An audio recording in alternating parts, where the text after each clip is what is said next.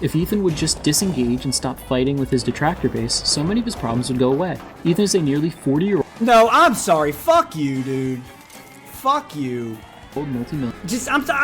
I hate that mentality of, oh, ignore the bad people. Let them endlessly talk shit and don't defend yourself ever, and they'll go away. That's clearly not how this works. He ignored them for a long time, and they escalated until they got his attention.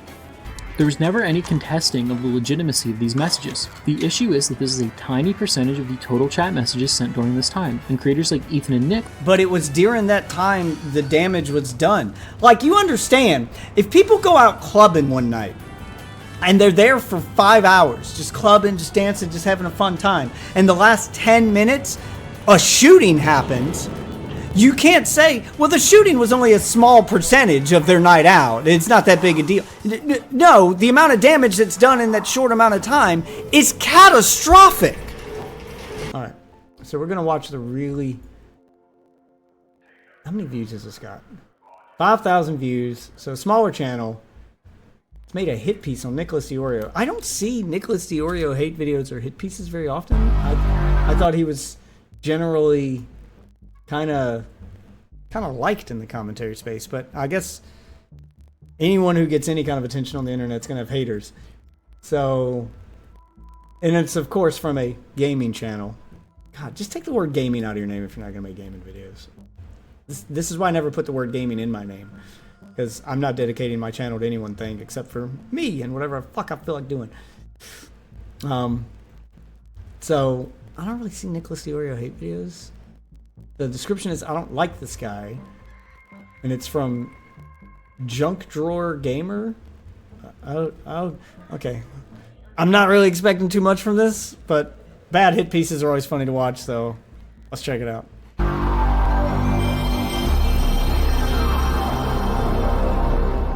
Throughout 2025, I've seen commentary streamer and video essayist... That is not what I expected him to sound like, but makes sense. Nicholas DeOrio transitioned his content and behavior into something totally unrecognizable from how it was in years past. Yeah, he puts on a show now. He doesn't just like give random thoughts. He actually puts the effort in. What you're seeing is the difference between like a guy who did a little bit of research and did commentary or did video essays, and then he started doing like commentary where he called in and just argued with people off the cuff, and you know, he just seemed like a normal guy just sharing his thoughts. And when that started getting him attention, he did what you should do, which is put the work in. And now he plans out a segment, and he actually puts on a show with segments, and he, you know, tries to marry. He's done a really good job of marrying the two ideas, like the idea of a video essay channel where all the research and stuff is done and you lay out a story, with commentary mixed in the middle in a live format. So he's combined all three of these things pretty well. So I'm guessing that the biggest motivation for a lot of this video, just judging by the guy's voice and the way he's setting it up, it's probably going to be jealousy. You're jealous that he's better at it than you. Don't get me wrong, Nick's far from perfect. There's a lot of stuff he does that I don't like. But what he does do is put on a good show, and he understands his content, he understands what works, and he puts the work in to make it work. So, like, I'm not going to take that away from it. Seen the quality of his content and analysis sharply decline as he shies away from acknowledging any... His quality has declined while his viewership has gone up. Make that make sense. ...criticism that is levied against him. In this video, I want to break down some of the ways that Nicholas has abandoned his long-standing principles and show how he is both willing to lie for his own personal benefit and allow his friends to lie with little to no pushback. Okay. So you're saying he's grifting. All right. I'll listen. I'm here for it. Let's hear what the grift is.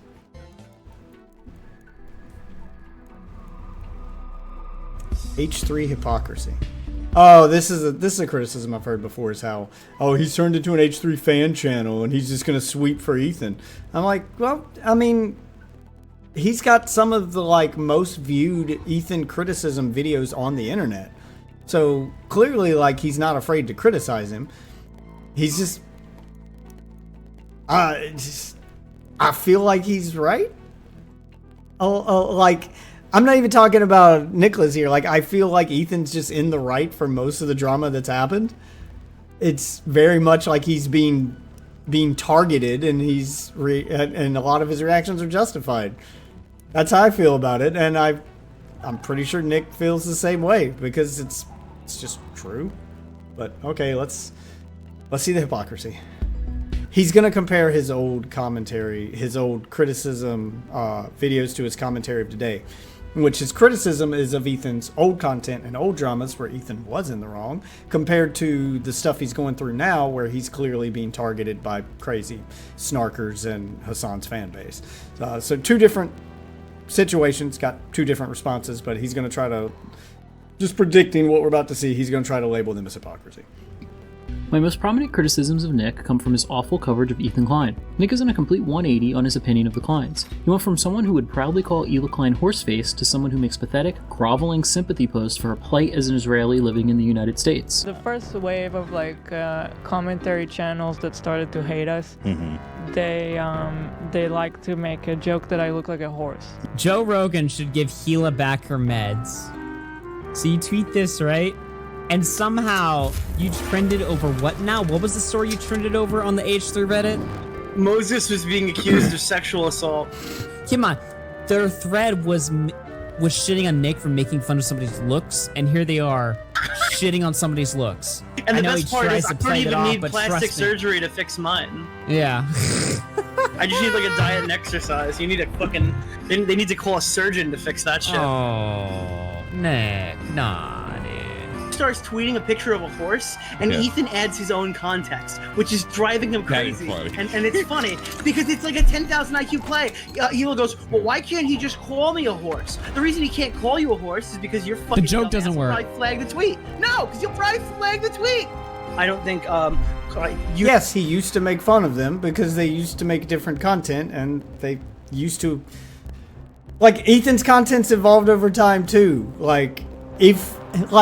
If we can admit in this video that Nicholas's content has evolved over time, and that's going to be your criticism of him, how can it not also be possible that Ethan's content has evolved over time, which has turned his haters into fans, people like Nick? I'll admit, there was a long period of time there where I didn't like Ethan's content. I liked his H3 Productions videos when he first started. I hated his podcast until recently. I only watched certain episodes, and those were because I was more interested in the person he was interviewing when he was doing the interview-style podcast. I hated Leftovers. I hated Frenemies. I didn't watch any of that shit. I hated a lot of his content until recently. Yes, his content has evolved several times over time, and I've come back around. I didn't like his content for a long time, and now I do again. How is that not possible? How can we admit that how can we admit that Nick's content has changed and that's why you hate him, but Ethan's content can't, and that's why he likes Ethan? Already faults in the sheer logic of this fucking hit piece. Using your fucking platform to attempt to deplatform someone is fair to me, and I'm an asshole. So if I want to tweet a fucking horse emoji, you can hate me for it. You can think I don't hate you for it. That's cool. No. That's But fine. I brand myself as an asshole. I don't come on this internet to be liked by people. Participate in some really nasty Same. Respect. stuff like calling Hila horseface and stuff. I did do that. That being said, water under the bridge. But I'm just saying there was a reason. Yeah, but he thought that I wouldn't forgive him or anything, but I actually watch your content pretty regularly now. I specifically... Yeah, and they admit the same thing. Your content's changed over time, and now we're fans. And their content changed over time, and now Nick is a fan. It sounds like it was pretty fucking mutual. I don't understand what the problem is here. I remember I'm like, well, I don't think any of these... I don't think like Hila Klein, I don't think Ethan, I don't think anyone's going to forgive me for any of those comments or anything like that. I think I really And then she was watching the stream. I like DeOrio. I gotta say, I gotta admit it. I'm a DeOrio fan. So I had tweeted support for Hila Klein is pivotal right now. Look at the quote tweets. All I did was tweet out like support for Hila Klein, which I think is totally fine. I think you're a complete fucking loser if you have a problem with this tweet. Goy slop commentary YouTubers are a waste of oxygen. Fat retard crying about the ugliest bitch getting harassed. You know, And of course, all the snarkers immediately jump on him. But I guess we're not going to criticize any of those people and their sycophantic responses to anything pro-Ethan.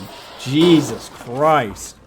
the world has to get nuked because fat retard commentary YouTubers think they deserve to live. Support for the horse-faced Nazi settler is pivotal right now. IDF sympathize. There's not like a single positive comment right now. I'm a Zionist now. Support Eva Braun. She's Hitler's wife. Yeah, and he's pointing out how crazy these responses are, and he's not wrong. Hitler's wife. Okay, that's a good one. I'd fuck her, but that's as far as my support goes. Oh, well, at least they admit they jerk off to her, I guess. She's attractive, but I hate her. Well, that's more than most of the snarkers would admit to. That one's a little more honest than most, I guess. You don't have to like her, but we should never support a Jew. Fuck off, evil genocidal freak. Wow, and just being openly anti-Semitic, and no one ever calls that out like that's totally fine to do. All you do is fuel anti-Semitism. Jew, no thanks, bro. Mumbly, unrepentant terrorist. I made a voodoo doll of Hila. I'm giving it hugs and kisses to show my support. No, she's a Jew. Yeah, because all of these stunts worked out real well for Casey Tron when she started doing magic and voodoo and shit. Hope she dies a horrible death. You mean the Raider of Ramallah, which was a... This is just like... we need the people to deal with her. Only N-words and F-slurs care about this. Yeah, I don't know. Nick was one of Ethan Klein's biggest critics back in 2020. He put out a multi-part video series strongly criticizing Ethan for his unhinged behavior. But now, Nick will stop at nothing to defend Ethan, and we all have to pretend that Ethan... That's not true. I've seen him criticize some of the stuff that Ethan's done, because sometimes Ethan does still get carried away and go overboard. So, that still happened. It's not like it's just blind defense all of the time. Ethan's content's changed, his lot in life has changed, and so is Nick's opinion of it. Rightfully so. If people if people evolve their content and they evolve their personalities and they learn from their mistakes, then your opinion of them should change. That's called character growth. Ethan has changed in some tremendous way. This leads me to question if 2025 Ethan is really that different from 2020 Ethan. Yes, definitely is. But let's see how you're going to say he's not. Look at some of the main criticisms that Nick used against Ethan in his 2020 video series. Nick criticized Ethan heavily for using Etika's death as a way to attack Keemstar in 2020. Why does this dude's legacy need to be subjected to this? Why does this dude's tragic suicide need to be weaponized and debated? I don't believe he's used anyone's death as a defense here since then, so I don't think this applies, but okay. On a year later in YouTube Drama Exposed video. This just feels like a cop-out because he's gone. He's unable to speak for himself. Etika is unable to interject and let people know what he was feeling or pick a side. It's an allegation that H3H3 felt comfortable to walk right up to the door with because Etika's not here to tell him that's not true, and nobody knows exactly what was going through Etika's mind. To this day, Ethan still regularly engages in this behavior. Back in June, Michaela Rains, the founder of the Save a Fox Wildlife Initiative, took her own life due to a combination of mental health issues and criticism that she received both online and in real life regarding the way she ran her animal sanctuary. Most of the online harassment she received was from Kiwi Farms, Tumblr, and a very inactive Snark subreddit, which only had 19 posts in total at the time of her death. Ethan Klein very quickly decided to make this woman's suicide about himself, claiming that her Snark subreddit was the deciding factor in her death and comparing it to his own Snark subreddit, claiming that their end goal is to get him. No, that's not something Ethan just... Okay, because I'm familiar with this one because I watched the video. That's not something that Ethan just decided.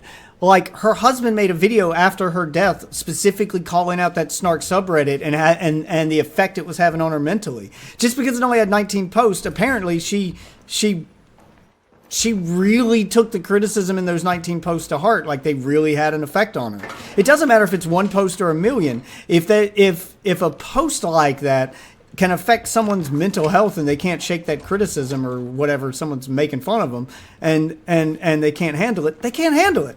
Like, it doesn't matter if it's one post or a million. Him to kill himself. In reality, Michaela's death had very little, if anything, to do with her tiny Snark subreddit and likely had much more to... Are you going to play the clip from her husband where he calls out that Snark subreddit specifically? Because he says that people on the internet were bullying her and the things they were saying, and she kept reading that stuff and it would have an effect on her mental health. He specifically calls that out, dude. To do with the harassment and criticism that she received from other sanctuaries in real life, in combination with her mental health struggles. This didn't stop. Yes, and the Snark subreddit was part of her mental health struggles. It was having an effect on her to act like that Snark subreddit had no effect on her. And see, I can't trust anyone who won't show clips.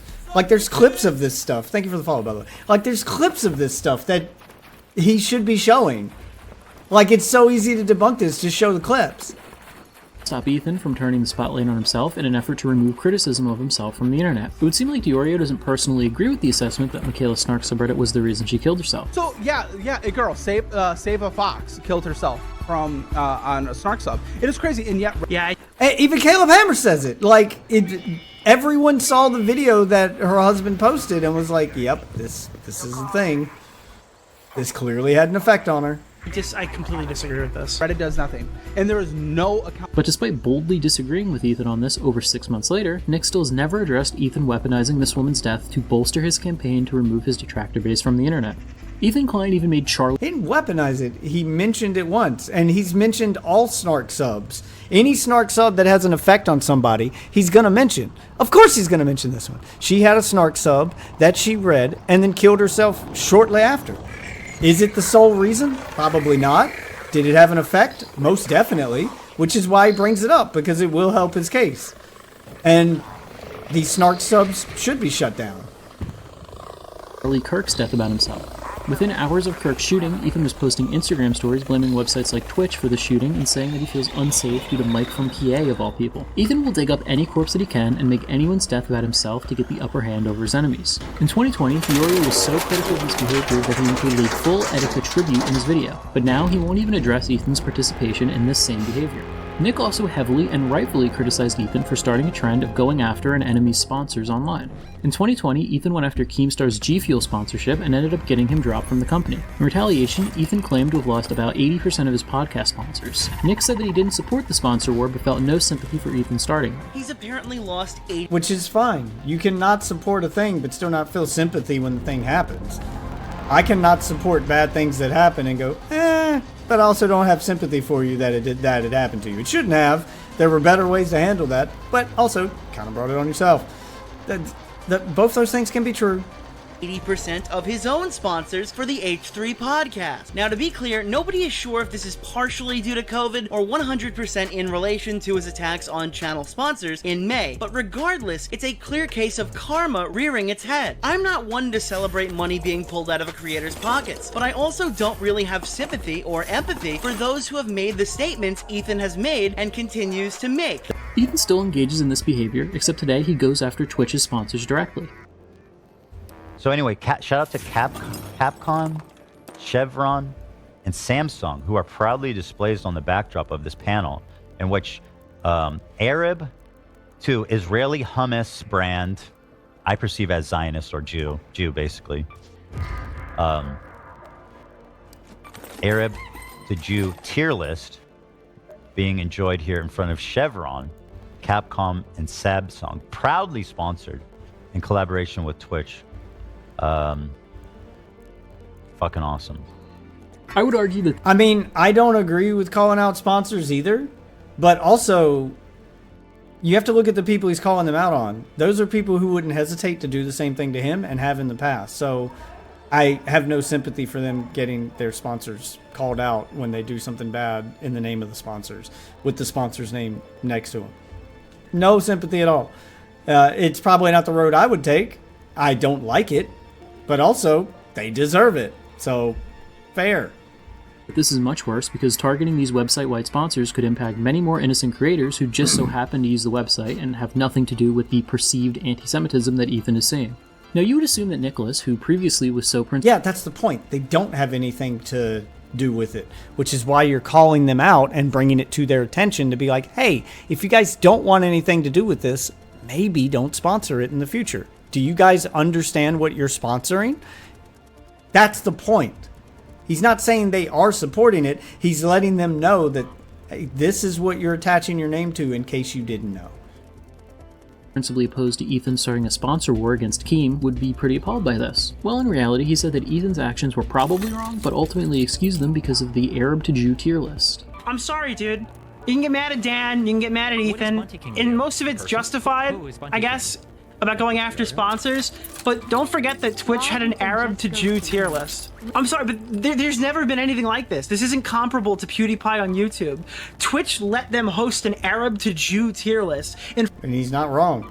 Twitch had to approve that segment. As much as they're going to pretend like they didn't know what they were going to do on stage, I don't believe for a second that they didn't understand what was going to be on stage at their own event. They definitely had to approve any segment that went up on that stage. There's no shot that they didn't know. I don't buy that for a minute. In front of 5 fucking sponsors on the wall at their own convention, and then had to get bullied by social media into fucking enforcing their own fucking terms of service. He provided no commentary about the potential blowback that starting an adpocalypse-level sponsor war against Twitch could cause for innocent creators, and actually quickly segued into a segment about Mia Khalifa. Chevron, Capcom, and Samsung. Do you know that there is an Arab to Jew tier list happening in front? It is! It literally is an Arab to Jew fucking tier list. Dude, could you imagine? It's like hard R to honky tier list. Dude, yeah, and this is the same criticism everybody had of the event at the time. So calling Nick out for it like it's some crazy thing that Nick is being a... This is so stupid. I need to see this. This needs to be a real thing. I watched this clip and I'm like, what the fuck am I actually watching? This is mad. I need to say something. This is legitimately a totally reasonable reaction to the shit you're seeing. People are saying this is Ethan's crash out. Have you read any of the Reddit posts or seen any of the tweets from this community? If you're insulated in like my sector or you're looking at any of his stuff, go to the Hassan Piker subreddit and just do a scroll. Even today, you're not too late. You'll see a bunch of people acting like this is their literal personal 9/11. So they are very in touch with the Jewish identity. So we're gonna have to ask them. Wait, what? What is Bunty King to you? No way. Who is Bunty King? No fucking way, dude. Holy shit, chat. Pull this up for a second. We'll get there. We'll get to that. I gotta pull up Mia Khalifa, alright? Speaking of professional tits on a screen, pull up fucking Mia Khalifa right now. Mrs. PTSD from porn. This is one instance of a trend where Nick refuses to engage with criticism that he knows he cannot defend. He even admits that Ethan is mostly wrong in his call out of sponsors, but still searches for a way to downplay any potential criticisms due to the perceived anti-Semitism from Twitch. A big point of contention in Nick's second 2020 video on Ethan was that Ethan platformed and legitimized the creator Britbong Returns. Britbong was a serial deplatformer, doxer, swatter, and someone who would routinely fill Discord servers and DMs with illegal material. Now, while I do believe that Britbong Returns is a much more detestable online figure for doing things like spamming Aiden Underground and Augie RFC's DMs with illegal material, a comparison can be made in the sense that Ethan still works with unhinged degenerates like Dan Saltman. Dan Saltman is a doxer, liar, and a platformer who will stop at nothing to get his... When did he dox anybody? Are you going to show examples of literally any of this? I mean, I'm not the biggest fan of Dan. I think he's way too emotional and just talk like it's so hard to take him seriously because while he is right about a lot of things, just the way he presents himself makes him so easy to dismiss. But if you're going to make accusations about stuff he's done, then you need to show examples of him doing those things. Hassan deplatformed from Twitch and Dan Clancy fired as their CEO. He's doxed Hassan's moderators. There's one of Hassan's moderators, the guy named Comrade Lamb, and he's been on his Is saying his username doxing him? account, calling me a pedophile. And I did a subpoena, got his information, his full information. I'm gonna, it was quick, surprisingly. Wait, really? You can just do that? Yep. Does he say it? Does he say his full name and state, or did he just say his screen name? Stop! No! That's lit. No, you don't do that shit on my stream. Okay, maybe he did say it. I mean, if it's publicly available information, I still don't consider it doxing, but yeah, that's not cool if he did actually just, like, say the stuff he found. If he got it through a subpoena and he didn't get it through public means, okay, yeah, fair. Yeah, that's doxing. If he got it through public means and he's like, yeah, I found his Instagram and he's got all this information posted publicly. If the guy's posting this shit publicly himself, it's on his Facebook, his Instagram or whatever, then no, that's not doxing. Fuck you, he put that information out there first. But if you're having to subpoena a court to get it, and that's what it turned, and then you're just gonna like blurt it out when he didn't have it out there, okay, fair game then. I don't know the full situation here. Did that guy have this stuff posted publicly? I'm guessing not if he had to get a subpoena. In which case, yeah, Dan just doxed the guy then. gone after Twitch's sponsors to try to start his own adpocalypse, and gone as far as to contact the mainstream media and politicians in his crusade. Ethan proudly displays a redacted.dev. I mean, his crusade against Twitch was valid. I'm not on board with the doxing some random guy. Well, it's not some random guy. It's a Hassan mod. I don't know what that mod did. But I'm not on board with you going through the trouble of getting a subpoena in order to fucking get his real name and then just blurt it out over the internet. That's a bit much. But the going after Twitch themselves because of their behavior, everyone knows Twitch deserves this. Twitch's behavior has been terrible for a long time, and it was only a matter of time before this happened. Sponsorship, which is Dan's company, on all of And his. that's deserved. Dan Clancy is a terrible CEO, and we all know it. That's why Emeru, which you're not going to bring up, I guess. Emeru got SA'd at an official Twitch event while the CEO's out partying with streamers and shit. But I'm guessing we're not going to call that out. His live streams and is in constant communication with Dan behind the scenes. That's a bit much. Ethan knew this would happen too when he accepted Dan's sponsorship from Dan's company. But if you're going to say they're in constant communication like they're BFFs, then you're going to have to show that. Because from what Ethan says is, no, I just accepted a sponsorship because I like money. Which, I mean, fair. Probably not the wisest sponsorship to take because of who the sponsor is. It's going to be a bad look. But just because he's taking a sponsorship from somebody doesn't mean that he's friends with them. Doesn't just platform these degenerates, he now takes sponsorship money and endorses these people. Again, I'm not saying that Dan is as bad as Britbong, but any person who is principally opposed to Ethan legitimizing Britbong should also be opposed to collaborating with Dan. But DeOrio couldn't care less and has even platformed Dan himself at times. Nick, instead of condemning Ethan for working with Dan, will routinely use him as a scapegoat to write off many of Ethan Klein's criticisms. If Ethan says anything that is blatantly false or accuses Hassan of something out of context, it's always Dan's fault for feeding him misinformation. Ethan can never just be wrong or malicious in his framing of his enemies. There's also— I mean, is he getting it directly from Dan, or is, like, he reading subreddits and stuff that Dan may be taking part in? Because those are two different things. Like, I don't know. I would still have to see proof that they're, like, talking behind the scenes and Dan's the one feeding him this information. And I mean, fair criticism on Ethan. If Dan's feeding him bad information and it's gotten him into trouble, yet he keeps taking Dan's information, then okay, fair. But you also need to prove that that's where the information's coming from, though. Also the elephant in the room of Ethan Klein's malicious lawsuits. It's no secret that I am principally opposed to these lawsuits, and I find it ridiculous that any so-called commentator would think of supporting them. These lawsuits are built upon a lie that Ethan needs to defend his copyright and are being used as a political weapon to silence Ethan's critics. And in the case of the H3 Snark moderators, these lawsuits are being used as an attempt to dox their private identities in an attempt to scare away future criticism. Ethan has expressly stated that he wants to reveal the identities of the Snark moderators to their families, schools, and jobs, essentially doxing them and participating in life ruination. His orbiters will use the Skulls and CPS call as a way to deflect away from this unhinged behavior, as if it is some sort of get-out-of-jail-free card that allows Ethan to do literally whatever he wants forever. Ethan has even outright lied in his legal filings, incorrectly claiming that one of the— Okay, that's a pretty bold claim, because that one comes with legal consequences. When did he lie?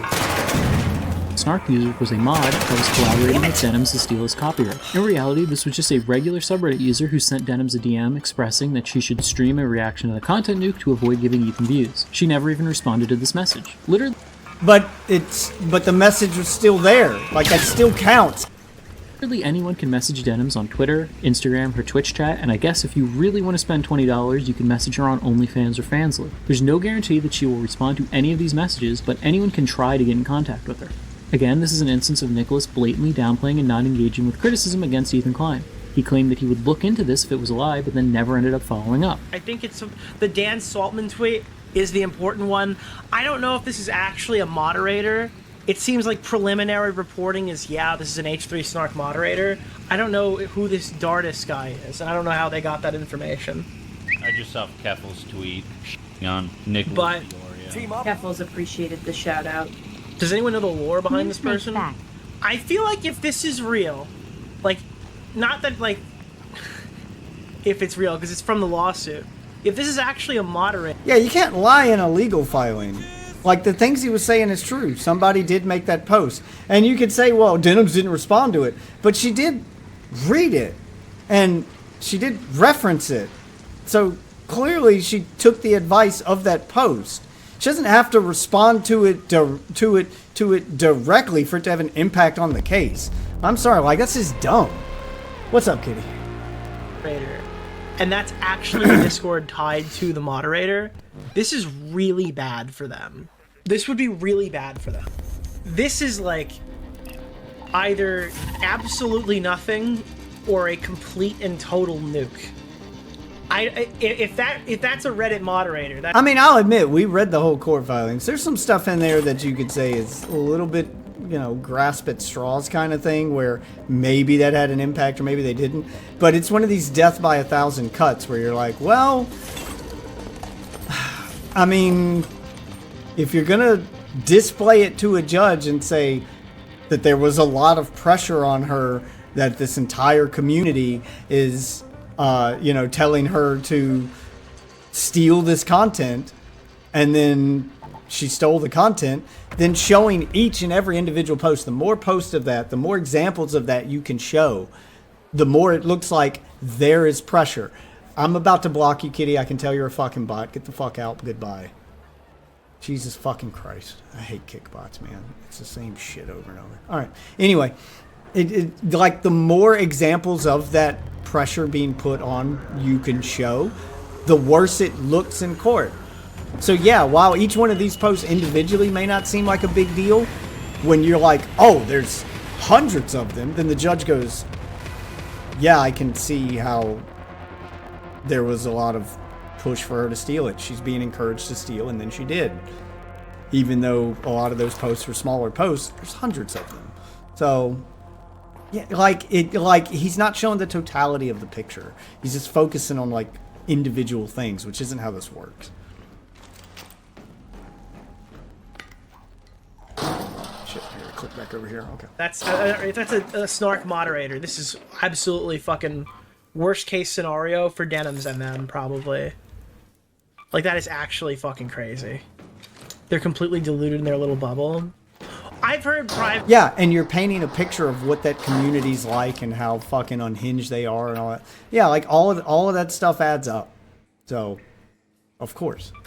Yeah, you're going to want to show as much of it as you can. It's called building a case. This is how you win a lawsuit. This is just how court works. Privately from people, and I'm not going to name any names, they're skeptical about this. So I'm proceeding with caution.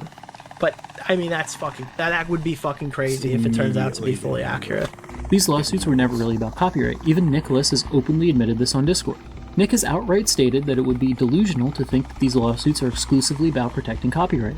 But he still has no problem supporting Ethan's blatant lies that he is simply trying to save the YouTube space from content thief reactors that all just so happen to provide harsh criticism of his political takes on the Israel and Palestine situation. Nick has perfectly fallen in line with Ethan's attempt to brand his detractor base as some kind of unique evil, when they are pretty standard A-logs that you can find in any large online community. Seriously, has the treatment that Ethan receives any worse than other lolcows like Wings of Redemption, Boogie, Ethan Ralph, or Christian? Ethan himself will even use subreddits like Trisha Paytas Snark, and Nick basically runs a Snark community against people like iDubbbz and Boblex. In reality, if Ethan would just disengage and stop fighting with his detractor base, so many of his problems would go away. Ethan is a nearly 40-year-old... No, I'm sorry. Fuck you, dude. Fuck you. Multi-million. Just, I hate that mentality of, oh, ignore the bad people. Let them endlessly talk shit and don't defend yourself ever, and they'll go away. That's clearly not how this works. He ignored them for a long time, and they escalated until they got his attention. I don't know why we're acting like that wasn't the fucking sequence of events and how that went. He ignored them for a long time after Leftovers ended, and they just kept fucking coming until they sent shit to his house. They want his attention. They will stop at nothing to get it. So you have to defend yourself. At some point, you have to fight back. Fuck this guy. And fuck that mentality. That's the same mentality as there's people like, well, if you don't like some content, don't fucking watch it. How do I know if I like it or not? Until I watch it. I'm not psychic. I don't know what's in it if I haven't seen it. So I have to watch it to see if I like it. And at that point, it's too late. It's self-defeating logic. It's stupid. millionaire who routinely throws himself into the line of fire by giving his takes on Israel. I don't feel any sympathy for a middle-aged man constantly putting himself and his family in this position simply due to the fact that he's incapable of disengaging. Here's DeOrio describing this exact sentiment about Tipster. Are these types the ones that are that don't belong online, chat? The tipsters, the Jalens, the flamencos, the people who have the lol cow gene, the people who constantly Look, if I'm gonna be real for a second, every commentator on the internet has a hint of the lol cow gene. It's what makes you ignore possibly embarrassing yourself to put yourself out there. We all have a little hint of it. It's why we're able to get online and ignore those feelings that normal people have when they turn on a camera and get nervous. It's why we're not nervous in front of the camera and we're willing to just say shit. There's always that risk of becoming a lol cow when you do it. It could happen to literally any of you, myself included. It could happen to any of us. The gene he's talking about is when you're pointed out the things that you've done and you just continue to do them and you double down and you double down. Your dark vipers, your dark side feels, those people who have had the behavior pointed out to them instead of correcting it and learning from it and making it part of their progression. Because plenty of people, like almost every commentator is going to have an embarrassing moment. It's going to happen. We're all going to have embarrassing moments. It's how you handle the embarrassing moments that determine whether or not you become a lol cow. And when he says lol cow gene, he doesn't mean that they do things embarrassing. Because I have a feeling that's where this is going to go. So you're going to point out embarrassing shit that DeOrio said or DeOrio's done. We've all done embarrassing shit. Blah, blah, blah. Whatever. The difference is how they handle it. And the lol cows will handle it the same way every time, which will be detrimental, and they'll just make shit worse. And then when they're told they're making shit worse, they'll double down or triple down and just continue down that road. They don't have the ability to stop. dive directly into the spotlight and just get farmed for weeks and weeks and weeks. I mean, you could give these people advice. You could give Jalen some advice. You could give Flamenco Yeah, that's they don't take the advice. They'll never take the advice. They will stay the course, no matter how bad it might be for them. Where a normal person takes a look back and goes, "Oh, this is going bad. I need to, make an apology, or I need to take a break from the internet. I need to change up my content. I need to, whatever the case is, I need to do something different." That's what a normal person would do who's not a local. And the locals don't do that. fireside chat. You could tell Tipster just not. And to be fair, in defense of Tipster, Tipster was a locale for a minute. I will admit it. It took him longer than most to learn from his mistakes, but he did eventually change his ways and learn from them. He did get there eventually. It just took him long. It just took him longer than it should have. Let it go. But they're never going to. Okay? They can't. And Nicholas himself has admitted that when it comes to Tipster. I think he's pretty friendly with Tipster now. Tipster's kind of learned that he was defending the wrong people, and Tipster admitted it, that he was saying shit that he didn't believe because he just wanted to defend his friends, and it backfired on him horribly. And eventually he came to admit all of that and be like, yeah, I shouldn't have done that. That was stupid. And he learned from it, and now he doesn't associate with those people, and he changed. And you should water under the bridge that and let people evolve. That's what you want. That's the whole reason you give the advice. That's what you want those people to do. You can't help them. You can't help them because they're grown fucking children. But for people like Tipster and Flamenco, who are already in their 30s, approaching their 40s, and we all know you learn empathy at 32, so Tipster still had time. At some point, you just start not feeling bad anymore. If he had any consistency, he would feel the same way about Ethan, that he has the lolcow gene and is old enough to know better than to keep poking the bear. But Ethan has changed his content, his style, he has learned from things, and he frequently apologizes. None of those things apply to him that applied to Tipster and them. He doesn't just double down on stuff over and over. Like, there's many examples of this. But with Ethan, we have to keep playing defense because of a CPS call that happened a year ago. A call that never would have happened if Ethan had not revealed very personal information about his children's health online. Oh, fuck you! Fuck you. You should be allowed to talk about your family online without people going after them. I'm sorry. Fuck you. The reason CPS was called had nothing to do with Ethan talking about his children and their health struggles. It had to do with a fucking psychopath in Argentina spreading lies that Denim's then hosted on her stream and people believed. Fuck you, dude. No self-described commentary creator should be supportive in any way of Ethan's blatant attacks on free speech. Ethan fans and orbiters like Nick. And this dude's doing that thing where like, oh, people are going to believe me and it makes me sound right because I said it in a calm voice. That's how you know I'm not the crazy one. No, fuck you. Fuck you. What you're doing is intentional and malicious, and yeah, I'm going to have a reaction to it. Your pre-recorded video where you script it out and you say it in a monotone voice so you sound right. Oh, go fuck yourself, dude. Fuck this guy. He's wrong, by the way. He's not right. This is incredibly one-sided and disingenuous. Claim that he is only going after people who were malicious in their attempt to infringe on his copyright. That falls flat when he has previously described XQC as... So who did... Yeah, but he didn't go after XQC. Who did he go after that didn't infringe upon his copyright? Who? Name one. Because to the best of my knowledge, he's only sued 3 people in his life. Ethan's been in a lot of lawsuits, but he himself has only sued 3 people. And those 3 people all committed the same crime of outwardly stating they wanted to steal views away from his content, violating his copyright. He didn't go after XQC. He didn't go after Asmongold. He didn't go after Hassan or any of the other people that you're going to name. That didn't happen. Someone who deliberately steals content with his lazy reactions. Take it back then. No. Yeah, he can have his opinion on XQC, but he didn't sue him because XQC didn't steal his content. Maybe he stole content from other people in the past, and that's on them to sue him. What does that got to do with Ethan, though? What? No, you still are a content thief, in my opinion. Take it back. No, why would I take it back? Because if you're gonna reel it back, I just said that wasn't a good analytical point. I still think you're a content thief. This would imply that XQC is also malicious, and since he essentially freebooted Ethan's entire video, wouldn't that qualify him for a... No, it wouldn't. You're leaving out the difference between what he did with Ethan's video and what Casey, Denims, and Frogan did. There is a very key difference between the two. There's a reason those 3 specifically got sued and no one else. And you're leaving that part out. He can have his opinion that he doesn't like his reactions and he thinks they're lazy and he thinks it's theft. But you don't sue over an opinion. It's not illegal to have an opinion. His opinion isn't law. It is illegal to outwardly state a crime and then do it. To outwardly state your intent and then execute that intent. Which is the difference.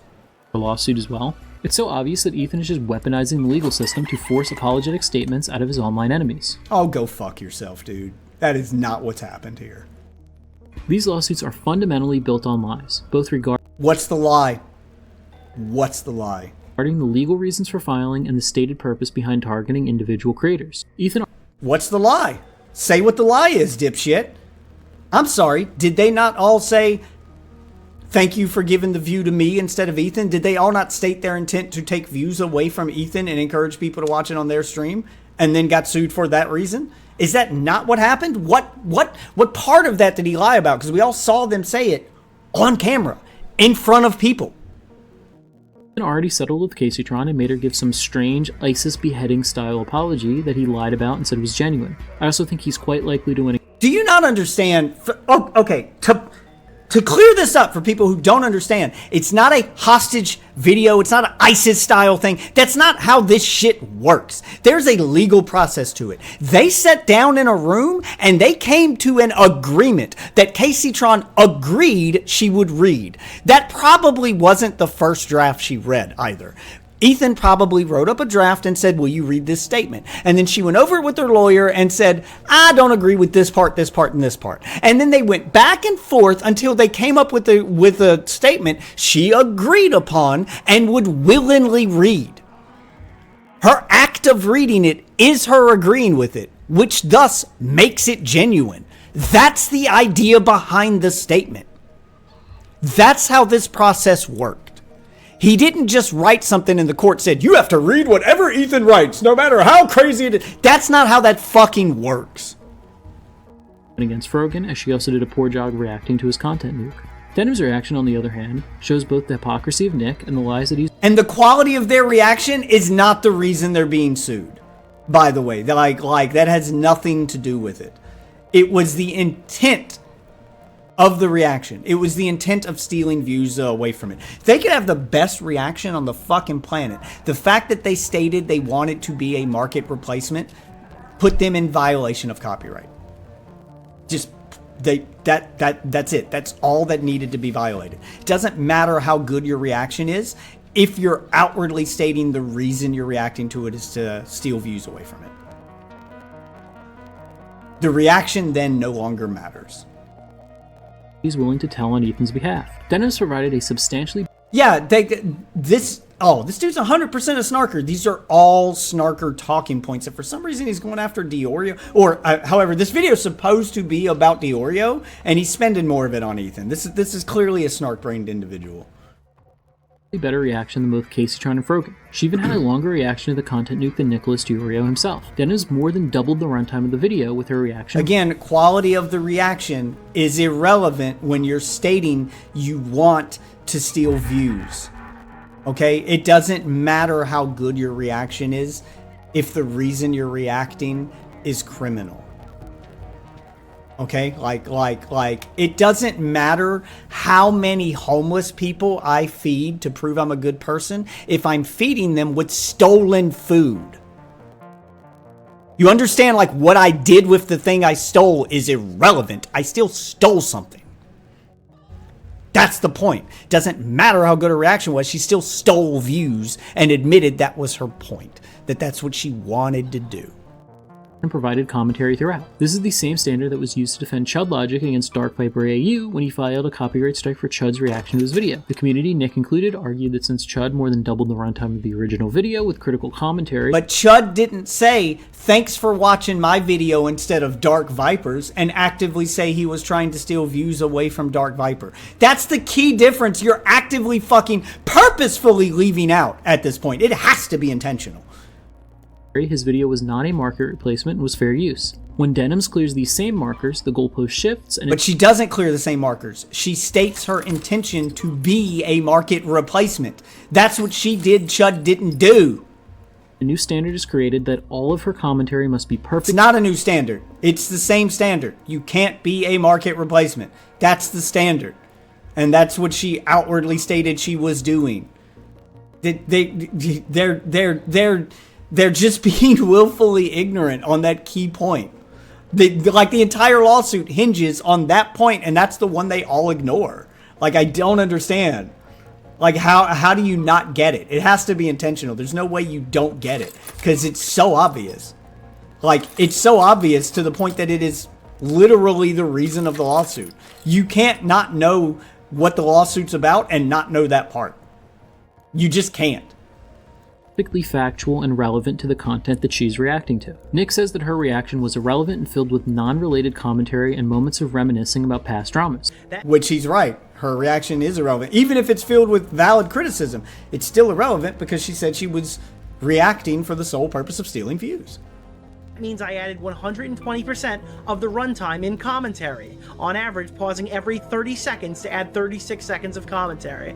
Now, I'm not fact-checking this. I'm going to assume that she's telling the truth here. I remember watching her video on my stream. You can actually watch my reaction to Denham's because I did react to her viewing of it. And it was literally just like, she'll go on a random tangent about something that has nothing to do with the video, or she'll hear Ethan say a sentence and then go on like, remember this one time kind of things. So despite that she's saying that, I don't think... I mean, we can criticize her reaction all day as to whether or not it's relevant. I think it was bad. I don't think it matters how much runtime she added to it when the majority of the runtime she added was dead air, where she takes forever to formulate a thought and then that thought has nothing to do with the video in front of her and it's just her talking to chat. I don't think that adds anything to the video. But regardless, even if she added everything to it, she still stole views and said that was her intent. Like, that's still the key point. That's the reason she's being sued, and that's the point you have to beat. And you can't, because she actively said it and then tried to hide the fact that she said it. She knows she did wrong. that she added 130 minutes of actual content to it, as much as she might have paused and talked to chat or thanked somebody for something. This is hilarious if you've ever watched a Nicholas DeOrio reaction, as his streams are full of irrelevant cutaways to MCU references and memories of past dramas. I found several instances. But he also doesn't state during any of his reactions that you should watch him instead of the original creator of the video. In fact, he often states, hey, this is who I'm watching. I'm not watching the entirety of their video. If you want to see the rest of it, go to their channel. He's actively pushing people towards the original content, where she did the opposite. Jesus, you disingenuous fuck. Instances of this when looking for clips for this video. What's the deal? That sounds like some shit in Family Guy. Peter Griffin's like, yeah, with Pearl Harbor. That's why I come out here and I fight the way that I do every single time. And they want to go, Lois Griffin, it seems like you've been winning a lot tonight. What is your driving factor? Oh, Peter already told you the story about Pearl Harbor, right? Okay, well, I guess for me... I think the ego is kind of crazy. Do you remember when you'd be like, oh, what are they talking about here? And then EDP would be like, Chris Tyson! Chris Tyson's looking at Thank you for the follow. Please don't be a bot. WillyCon! We need a better brand of influencers! And it's like, dude, you're a pedophile. What are you talking about? Why are you calling out Chris Tyson for LollyCon?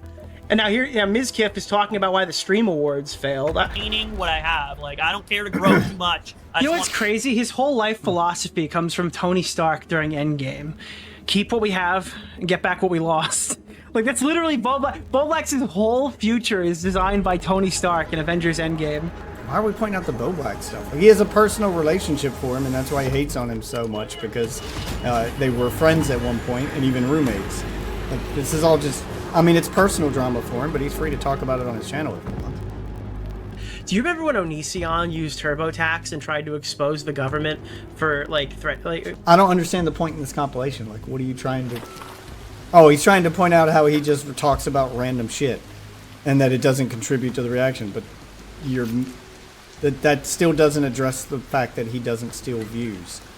Like, the reaction was never in question. It's whether or not they're stealing views. That's the reason they're being... Okay. I guess, like, auditing him. Like, this is all completely irrelevant. This entire montage does nothing to address the reason why they're being sued. Him or something because he didn't fill out the forms correctly. And everyone's like, why, dude? He's like a huge YouTuber making... Also, they're not random tangents. He's comparing the thing he's reacting to YouTubers and streamers or, you know, content creators in the past who've done things similar. And saying, hey, this is how it ended for this person. Don't expect it to end any differently for this person. Like, that's what he's doing. He's drawing parallels. That's part of commentary. Millions of dollars, and he couldn't hire an account. He was too fucking cheap to hire an accountant and like just tried to freeball it, dude, on him, like on his own shit. It'd be the same. It's not the same. This reminds me of like the Family Guy shit, where Mr. Pewterschmidt's like, Peter's making me do a Big Bang Theory watch party with all the guys in the office. Now I do them regardless because the show is really funny. He now claims that he is... Yeah, and iDubbbz went on an entire rant about the Big Bang Theory. That was the point of that, is to make the comparison about how ridiculous it is. That is commentary on the thing he's watching. What? Like, why? Like, you're showing things that disprove the whole point you're trying to make. This video is so bad. Change his content, no longer watches full videos on stream, but I hardly see how that would save him. Some litigious freak like Ethan or Dark Viper determined that he... Also, not watching the whole video is a key point, even for people like Dark Viper who hate reaction content in general. Even Dark Viper himself has stated, if you're not watching the entirety of my video, then I won't go after you. So, what's the point you're making here? He did a bad reaction to one of their videos. Denim's losing this case could very well provide a legal precedent that could be used against DeOrio's style of reaction. That reason... A, no it wouldn't, because it still doesn't address the key point of her stealing views. And B, she's not going to lose. I predict they're all going to settle. That is how this will all end. Some of them will hold out longer than others. I don't think any of them are actually going to go to court because of just how hard they're going to lose. A reality will eventually set in for all three of them over how badly they're going to lose if they go to court, and they'll all eventually back down. And so that's how this is going to end for all of them. All right, calling my shot right now. That's how this is going to end. Reason alone should deter him from blatantly supporting Ethan's attempts to ruin free speech on the internet. Nicholas has also supported Ethan in the blatant lies that he has perpetrated against Denims. Back in the spring, Ethan used an edited and filtered video of Denim's chat to push the narrative that her entire community in live chat were calling for Ethan to lose his kids and for someone to call CPS on him. It was apparently No, I think this is...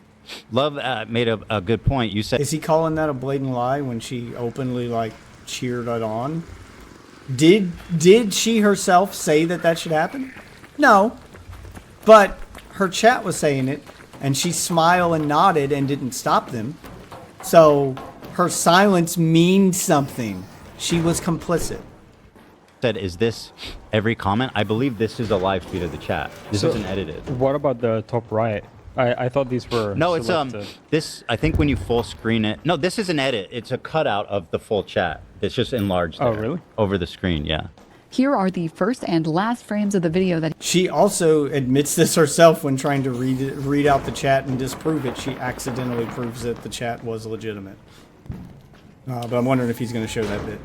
He played. I searched for the top and the bottom... Oh, yep, this is where she proves that all the messages on screen were real. She could have gone with the narrative that he faked all of those messages on screen, or he was being disingenuous and using stuff from different streams. But no, she inadvertently proved that every single one of those messages was legit. Even if, you know, there weren't as many of them as...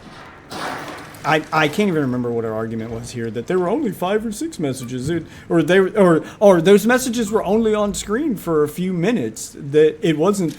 Like, you know, like they were talking about it my whole stream. They were only on screen for a few minutes. So he's trying to make it sound like that was my whole stream and it was just a few minutes.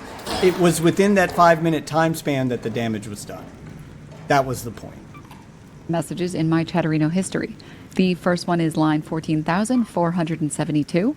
The second is 15,000. Yep, and this is where she reads out the individual lines for all of them. Like, all she did was prove him right here. I'm not sure why he's showing this. Unless this is one of the people who legitimately doesn't understand what happened here. Like most of our audience didn't. Yeah, he's definitely a Denims viewer. 428. And they're 5 minutes apart. That's 956 messages in 5 minutes. He showed 65 messages, which is less than 7% of the messages from that time period. Nick nodded his head and pushed this narrative, ultimately placing responsibility on Denims for the CPS call. A statement about it and said that she does not condone calling CPS. So we're talking about CPS. One, I don't condone. Yeah, it doesn't mean she's... But she didn't stop it from happening in the moment. That's the point.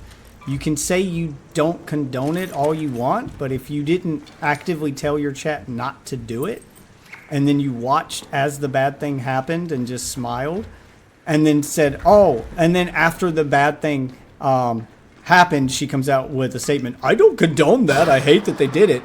No, the point is you should have said that before it happened so you could stop it. You had the ability to stop it, and you didn't. That's the problem. She's not partially responsible for this occurring by... Which, she's not solely responsible. A lot of the responsibility is on Bad Empanada. I'll agree with that. But she is partially responsible, yes. Signal boosting this on a huge fucking platform when you're astroturfed by Hassan Piker, who's using fucking Bad Empanada as an attack dog. There, then that accurately states what happened. I don't see the problem here. Now, I can criticize Denims for not pushing back hard enough on Bad Empanada in this reaction, but ultimately, I do not place responsibility for the CPS call on Denims. Well, good thing your personal opinion isn't law. I'm glad you don't personally find her responsible, but I disagree. I think it's pretty obvious that her actions during that part of the stream where she chose to platform it sent a clear message to her chat that that they should call. She didn't have to say it. She platformed it. All of her actions in putting that information in front of them and then watching them come to the conclusion that she wanted is the problem. She chose to platform it. She chose to look at her audience and act as if the information that she saw on it was true. And then not tell them not to call when they said we should call. She chose to smile and nod. Yeah, she set it up and she watched them knock it down. I'm sorry. Like, there's no way you can spin this where she's not partially responsible. This is not. She's responsible for putting that on the screen in front of them and then watching them take the bait. It is what it is. There's no evidence showing that she herself called CPS, and she multiple times stated that she disavows calling semantics CPS on Ethan. As of December 26, 2025, Nicholas still abides by the principle that you are not responsible for every member of your audience, even if someone does an unhinged action. I'm sorry, you can't pull. No, but you are responsible for the information you put in front of them. That's the problem. She put the information in front of them so that they'd come to that conclusion, smiled as they came to the conclusion, and watched them do the thing. There's plenty of times that... Oh, fuck! What the hell is that? There's plenty of times that Nicholas DeOrio himself has put information in front of his audience, saw them come to a conclusion that he didn't intend for them to, and he have to go, no, wait, guys, that's not what I mean, and then he clarified. That's the thing that he does that she didn't. That's the problem. Police this. You cannot police an audience. The only time you're responsible for your audience is if you spread misinformation that causes them to go and harass somebody who didn't deserve it. Like, if you spread a false rape allegation of some kind and your audience goes and clowns that person, that is your fault. You have given them bad information. They have gone and acted on that stuff. And now you are responsible. But see, and it even says it there that there are times when you are responsible. Fucking shit, it still jumped out at me. The expectation that you can prevent crazy people from doing crazy shit that are statistically going to be watching you is absolutely fucking insane. Yeah, you can't stop crazy people from individually doing crazy stuff, but you can stop yourself from putting information in front of them that would cause them to act crazy. Do you not understand the difference in those two things? The only solution to that is never criticizing anybody ever again online and living in a padded cell. Dude. So even if the CPS call came from one crazy denim sewer, she's not ultimately responsible for it. While she didn't have perfect coverage of the Ban and Panada video, that doesn't make it right to lie about her and spread deceptively edited clips to paint her as responsible for the CPS lie. Nick refused to... It's not deceptively edited. Like we... Okay.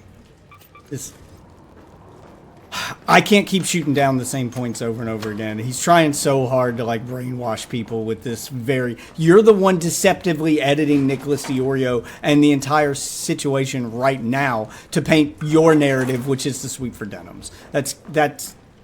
Jesus Christ, this is a terrible video.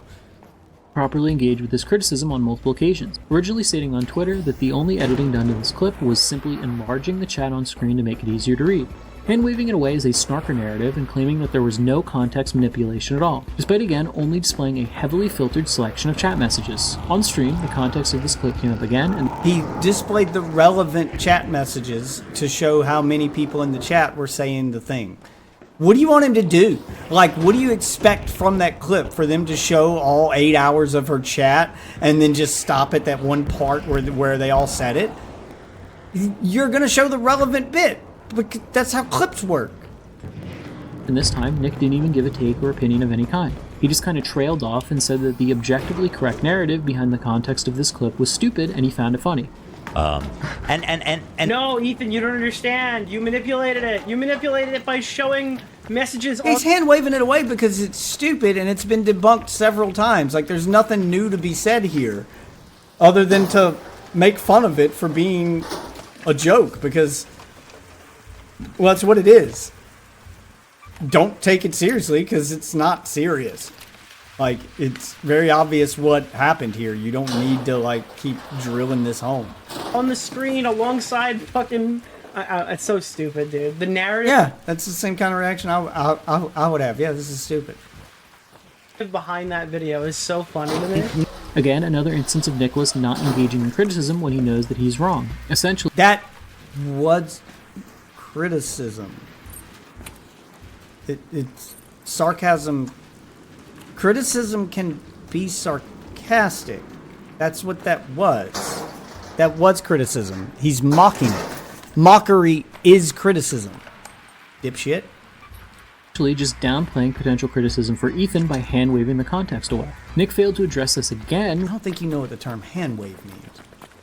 when he reacted to iDubbbz's content deputy on Ethan Klein, stating that he knows that the chat was edited, but it was just the timing of the chat on stream that was changed and all of the messages were real and in context. It's one chat on one stream at different points. To make it seem like someone is coordinating an attack on you.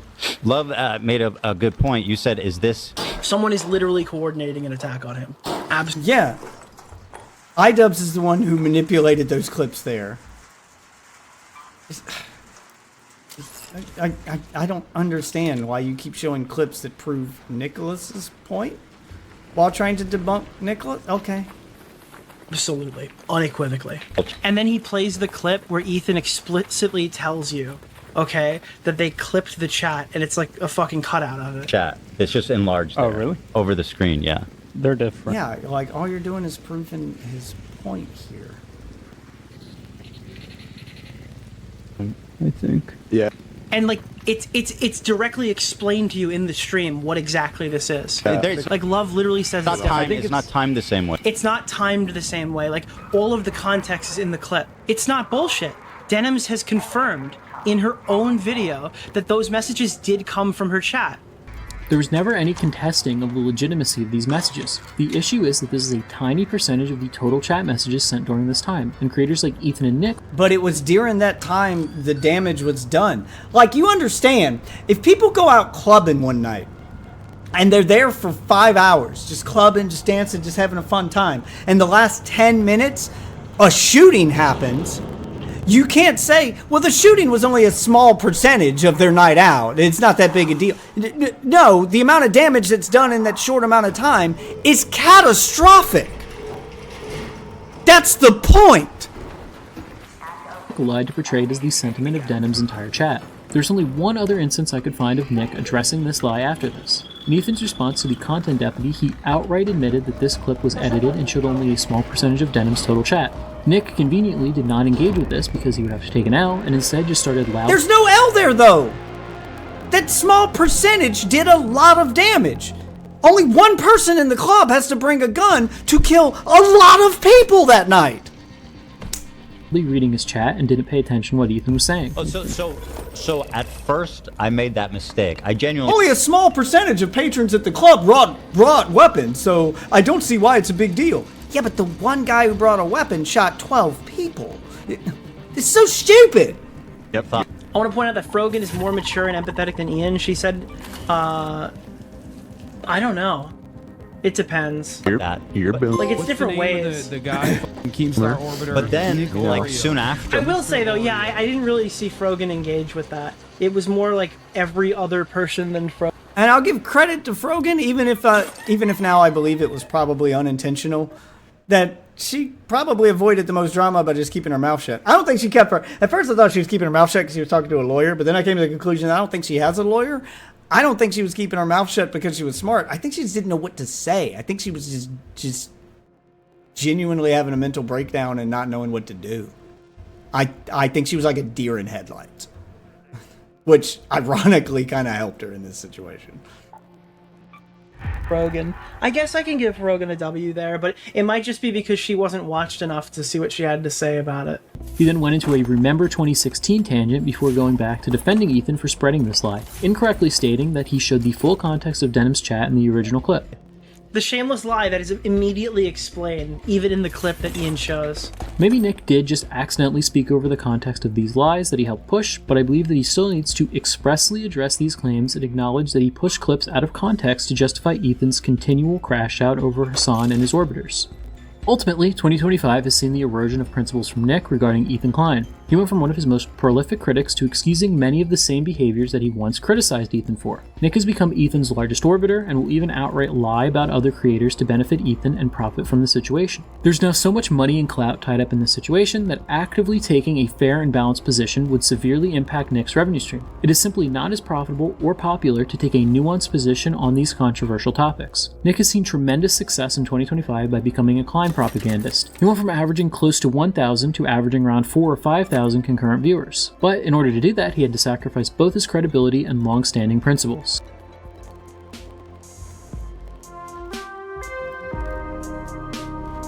It doesn't make any sense. My biggest not like This is all just completely grasping at straws. Yes, I'm just going to keep running free loadout, so I don't care if I die, because I'm not risking any of my stuff anymore.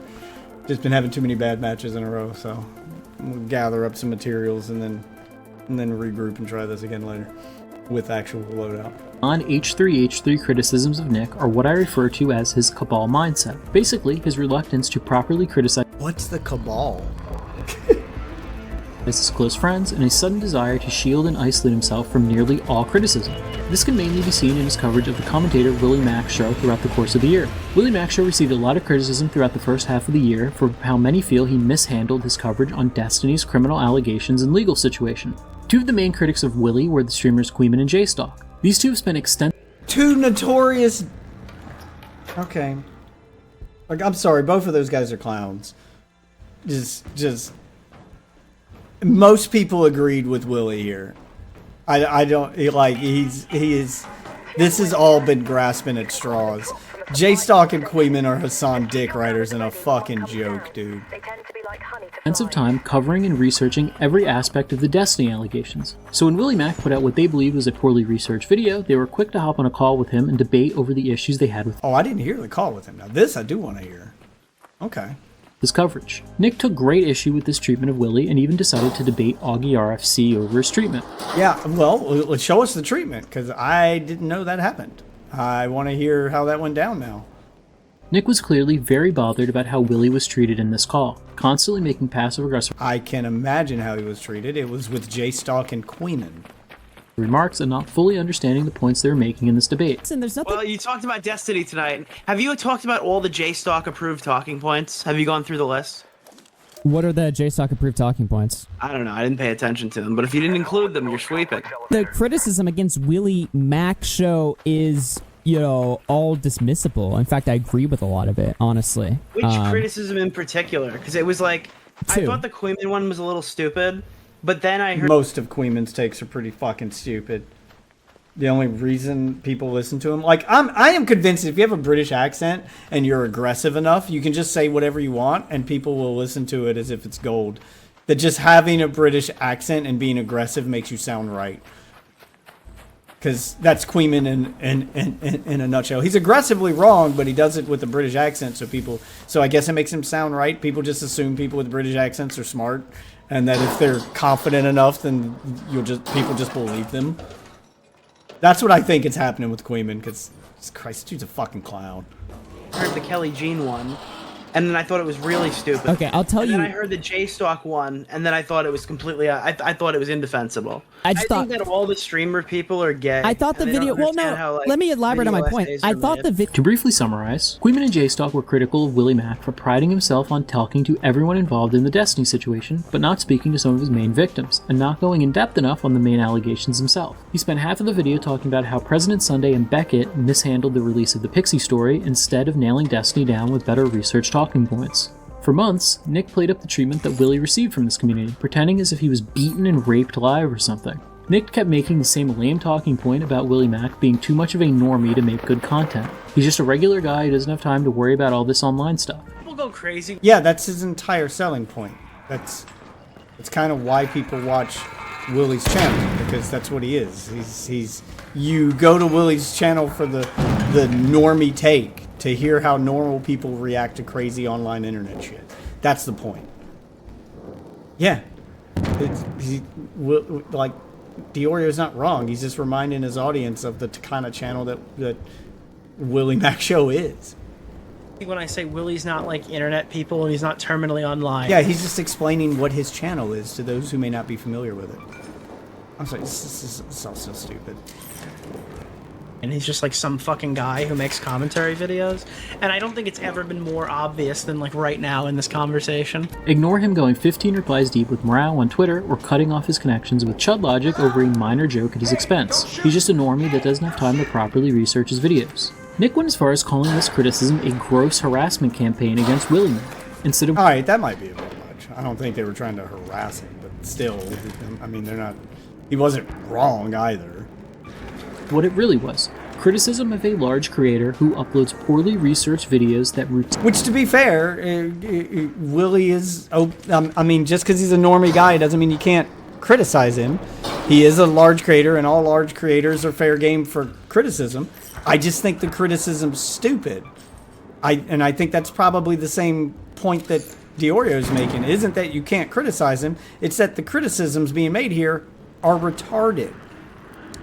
Routinely get information wrong on complex topics. Willie has been like a fucking target of like a crazy harassment campaign from like every other person online, it feels like, because he's a normal guy who has normal guy takes, who posts like, I don't even want to say surface level, but great introductory videos for average people to watch on term. Yeah, he's just describing what his content is.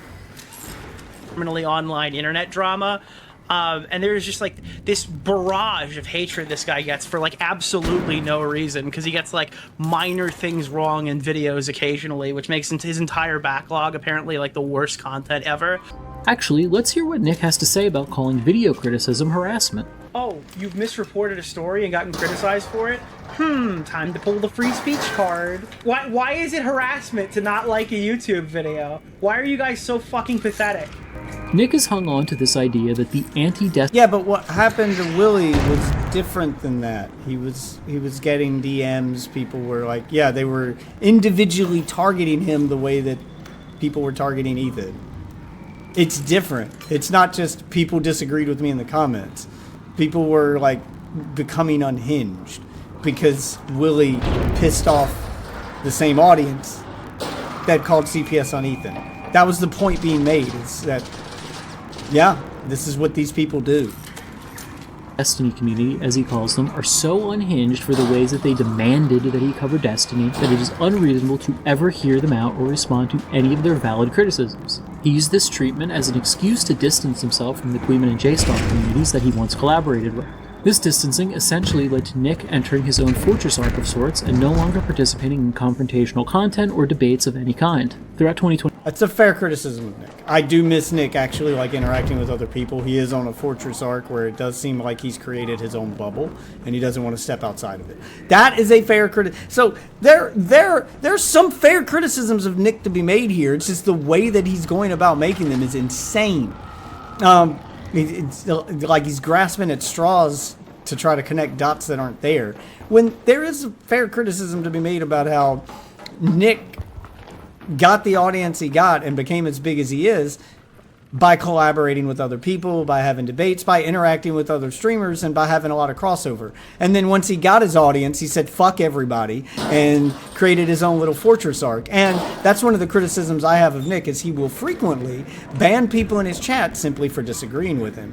And he does it, and he plays it off like a joke, but he is actually banning these people at the same time, where I'm like, okay, dude, the guy just had a legitimate question about your criticism, and you're like, oh, you don't agree with me? Oh, you don't like this? Well, see you tomorrow. Well, see you in 24 hours, bud. And yeah, he doesn't always permanently ban them, but the fact that he like makes a spectacle out of banning people who question one of his takes and go, what did you mean by this? Or what about this? Like, people will do that. He'll have a criticism and then they'll go, well, what about this thing? And then he'll be like, oh, what about that? Well, what about a 24-hour ban? Boop. And then and he does it to avoid the conversation. So he is in like a fortress arc, and I don't agree with it. That's a legitimate criticism for Nick. That's a problem I have with him. He is very liberal with his ban button if it means he can avoid, having to actually defend a stance. He's written a script for his live stream. He's written a segment, he's written a script, and when the chat starts push back on him so that they try to get him to deviate from it, instead of engaging with that chat, he just starts banning people and making a joke out of it. Whereas you compare him to someone like Chud Logic, where you watch Chud will frequently go on those tangents and argue with his chat to try to explain his position. He'll debate his chat. Nick won't. And that's one of my arguments. I will also frequently debate people in chat. There's no point in having criticisms or having things to say if you don't have the means to defend them. Since I platinum Ghost of Yotai, I'm on Silent Hill 2 remake now, and the game is so good. Yeah, I loved that one. I'm probably going to play through it again on PC, see if I can catch it on sale, because the mods for PC are kind of insane. There's so many good ones. Oh, they're fighting somebody else over there. Trying to get to this exit without pissing a bunch of shit off. 24 in the beginning of 2025, Nick had occasionally collaborated with Queeman and would even sometimes raid into his streams. I'm gonna send you to Queeman.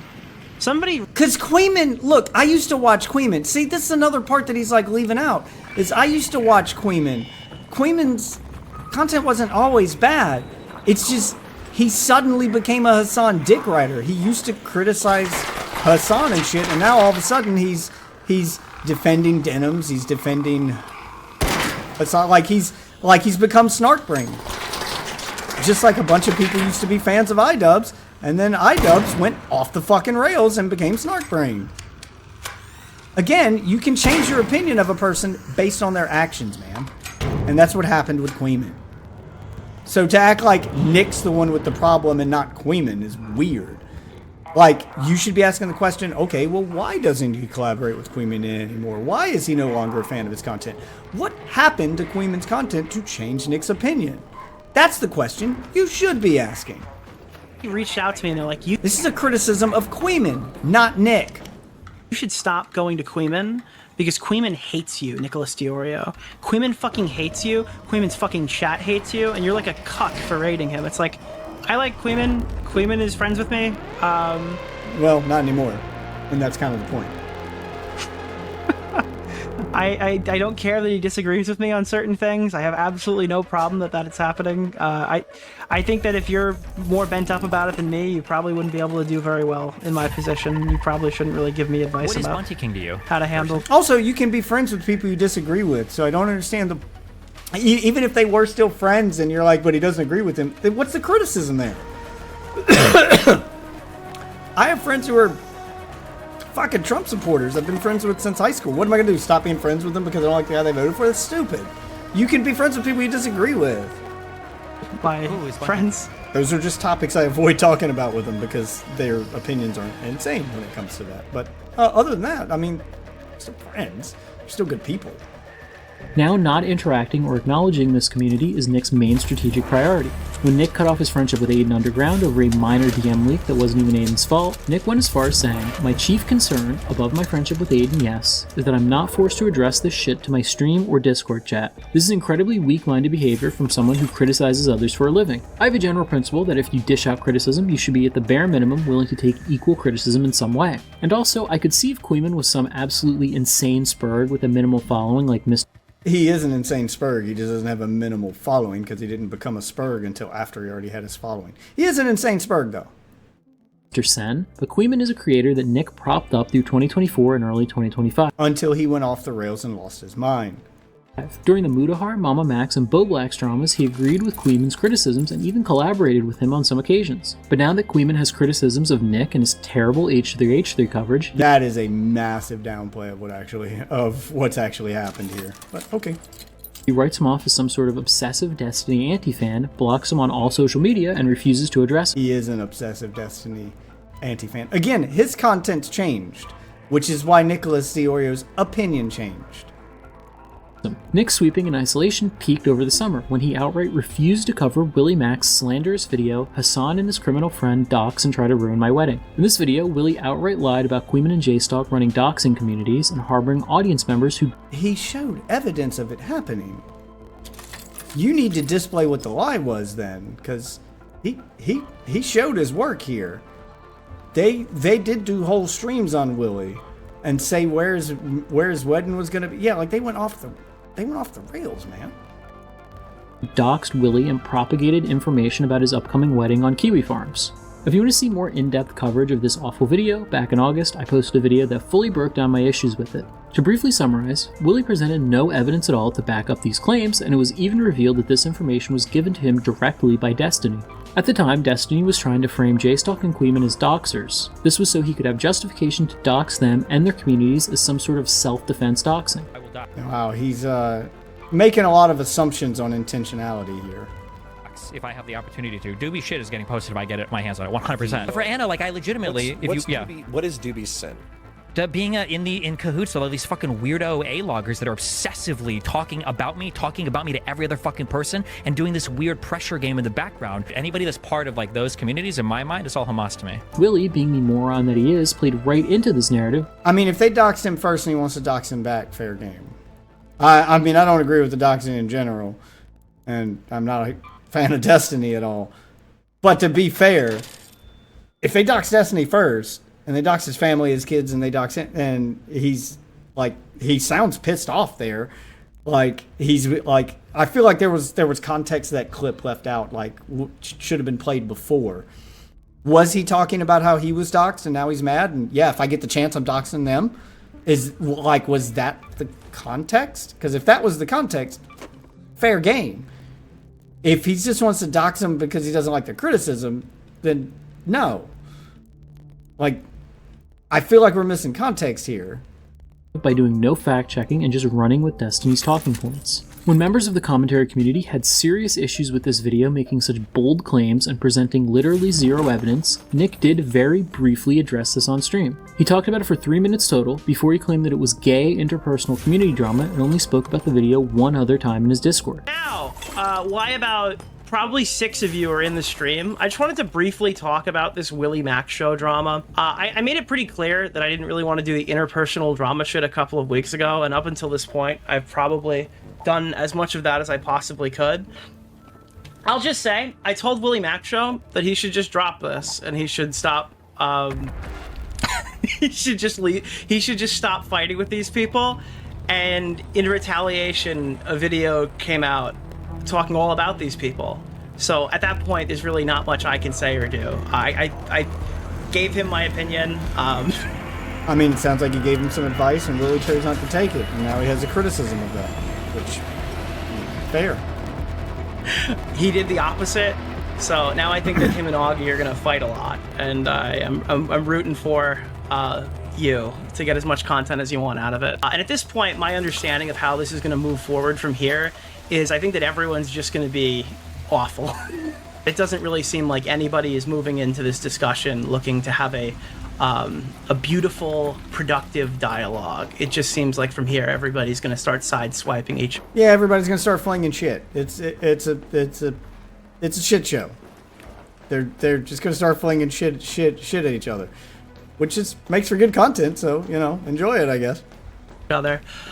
Listen, I've had to put multiple friends down over the years. You guys gather around every summer to watch Nicholas DeOrio come through and assassinate another friend so you can tell me all for the next 6 months about what a huge piece of shit backstabber I am, up until the point where the next friend says 2 words out of line and all of a sudden it's banging down the door to go make me talk about it again.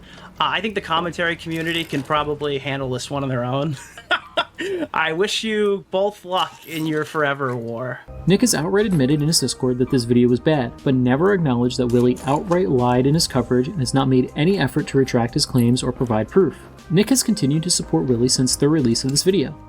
I mean, they're friends, but he did say that he gave him advice and he didn't take it. What do you want him to do? Stop being friends because he didn't take his advice?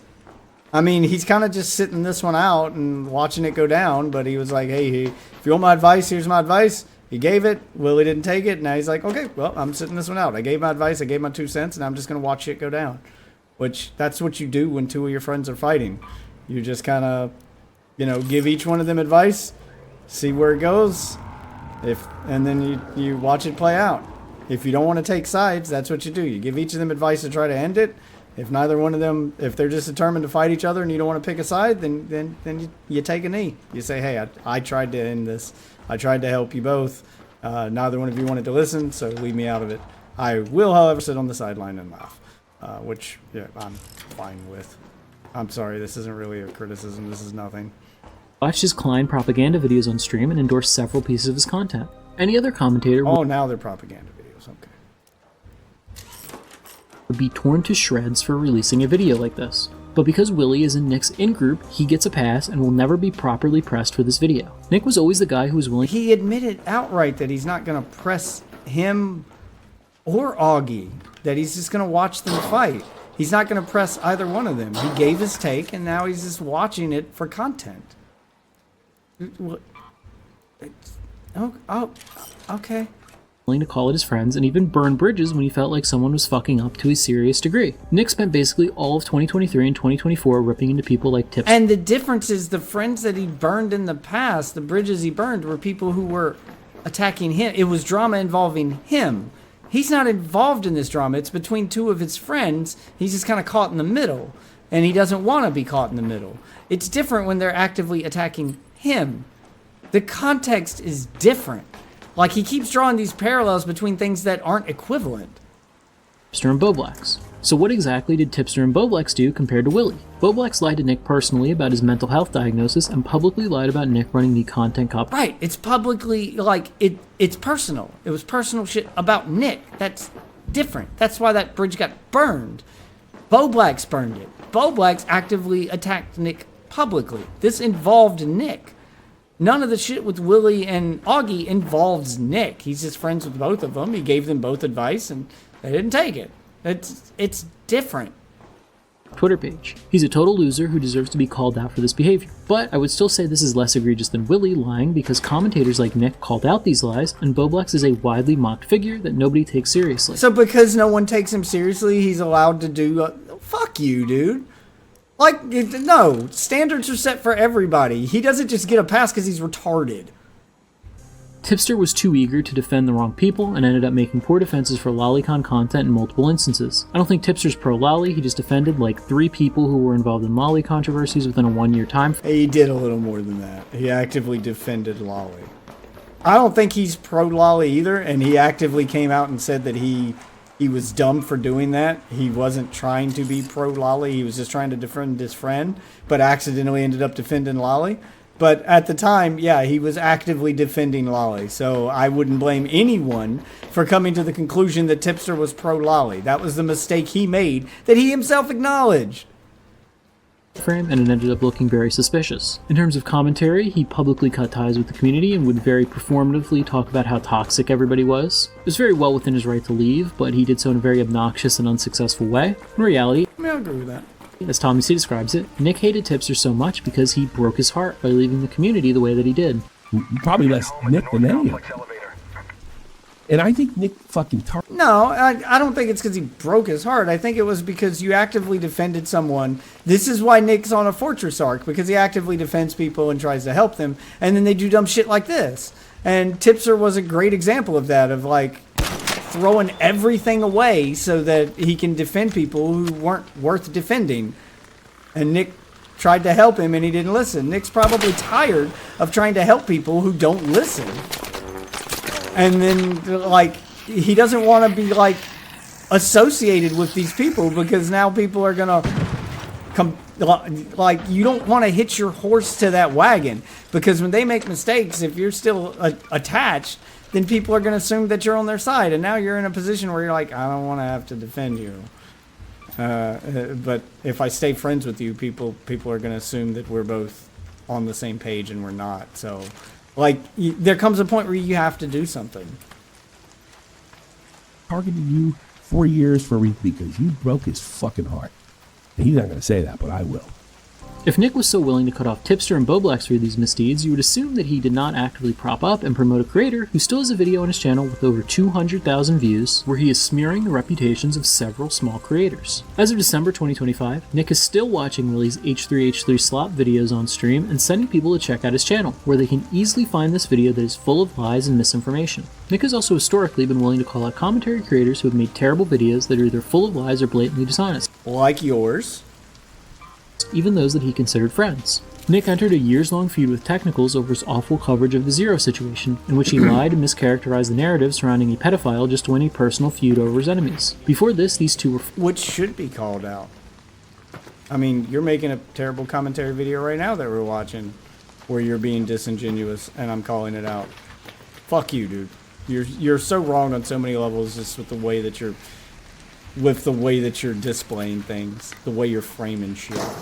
Friends, frequently collaborating on videos and appearing on streams together. While I do have serious issues with Nick's coverage of Zaptai that I might get into another time, I do believe that he was generally in the right to call out the sweeping for Zero, and I do believe that Zero is much worse than Zaptai. Nick also spent a large portion of 2024 calling out King of Nothing for slandering Ethan Klein in one of his videos, even going as far as saying the video was... Which was deserved. That video was terrible.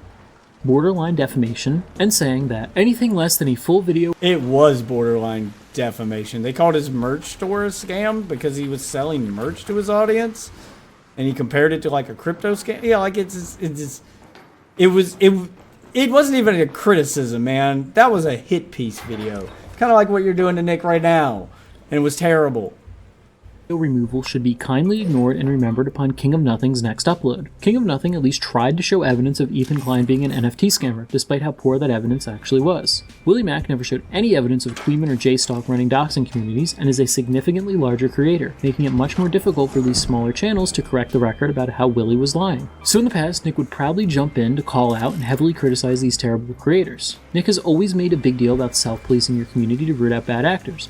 Yeah, I mean, the perfect place to hang out if you want to be never questioned on anything, right, is to hang out in a place that doesn't self-police. And Hassan's community and that sector of, like, far-left tanky adjacent people, there's no self-policing because they can't find anyone who wants to, like, nobody wants to make content with them. They're all kind of trapped in their own little bubble, and they're just comfortable lying to you. But when one of his friends decide to put out a slanderous hit piece, Nick declares the drama too gay and interpersonal and refuses to properly engage with it. I'm not even What's the slanderous hit piece you're referring to? saying that Nick needs to completely cut off and end his friendship with Willy, but it should be the expectation in the commentary space that if a large creator makes a very poor video, other creators should be willing to call out and publicly correct the record, especially if this creator is someone that you constantly promote and associate with. It seems that in his year-long quest to become an H3 orbiter, Nick has forgotten these standards and principles that he once had.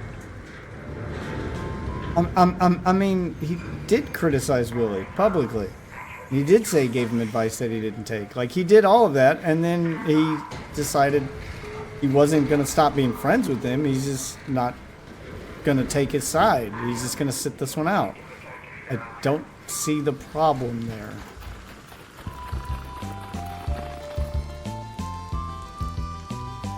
"2025 has seen a great many changes for Nick. It has seen him abandon most of his principles to chase a very lucrative new audience that he will gladly push straight-up lies for. Nick no longer cares about What's the straight-up lies he's pushed?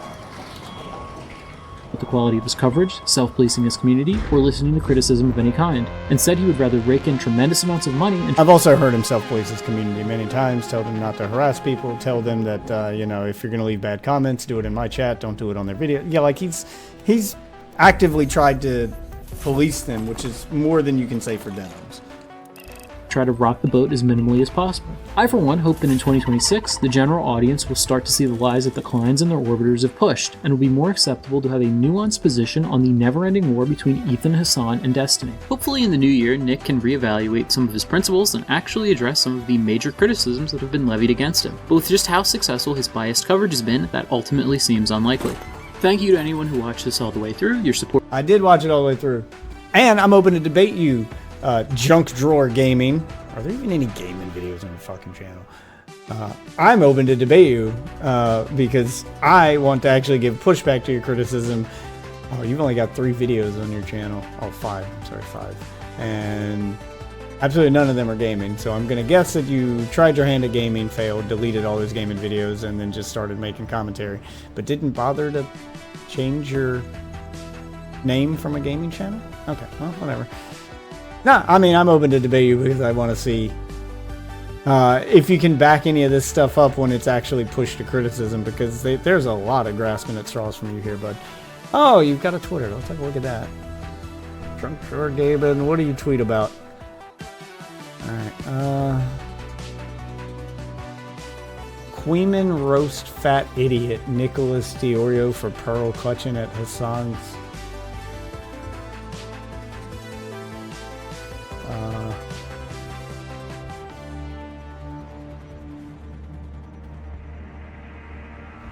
Oh, you're a Queeman glazer. A lot of Queeman glazing posts about this stuff. Completely reposting Queeman itself. Yeah, there's a lot of reposts from Hassan's community in Queeman. So you're a Queeman fanboy, a Queeman glazer. You're in the same boat as them, which means you're probably also a Hassan fan. Okay. Well, get a little background into who you are and what you do. And a lot of anti-Ethan posts. Yeah, this looks like a snarker Twitter feed that seems to be in love with Queeman for some reason. You're desperately trying to get Queeman's attention. Clearly what you're doing. Okay. Well, I doubt he'll see this, but if he does, and you want to debate because you're a small channel and I'm a small channel, fuck it, man. Let's go at it. Let's do it. Let's fucking do it. The honest truth about the new Superman movie. What did you just post here? All right, let's see what we got. Let's see if I agree with this take before we end this segment. Here you go. A little bonus segment at the end. Something tells me, is this a Snyder bro? Did we get to make fun of some Snyder bros? Real quick. Where's... Hold on. For some reason, when I switch to Twitter, it doesn't want to capture it. Okay, there we go. All right, let's see. Snyder bro take. I don't care to see the movie again. I don't really care where the story of James Gunn's DCU goes from here. To me, this movie is a dud. It's a mess. It's tonally confused. Its pacing is all over the place. Its characters are flat. The visuals aren't really that impressive. The action is kind of hit or miss. And it's just focusing on a lot of the wrong things. I wanted a much more solid Superman movie. What are the wrong things? Like, these are all very generalized statements. I mean, I'll give it to you. It did kind of drop you into the middle of a story that feels like it's already started. But do we really need to see the origin of Superman again? I think everybody knows who they are. The characters were anything but flat. Mr. Terrific was, well, terrific. It was fucking fantastic. I think that he fucking nailed Guy Gardner. The guy is an asshole. And this Superman felt like Superman. The Lex Luthor was probably the best we've ever seen on screen. What character was flat? The clone of Superman that he had to fight, who was basically mindless. Maybe he's going to become Bizarro, maybe not. I mean, I'll give it to you there. Some of the villains, other than Lex Luthor, were kind of flat. But other than that, a lot of these are bad takes that he's supporting with nothing.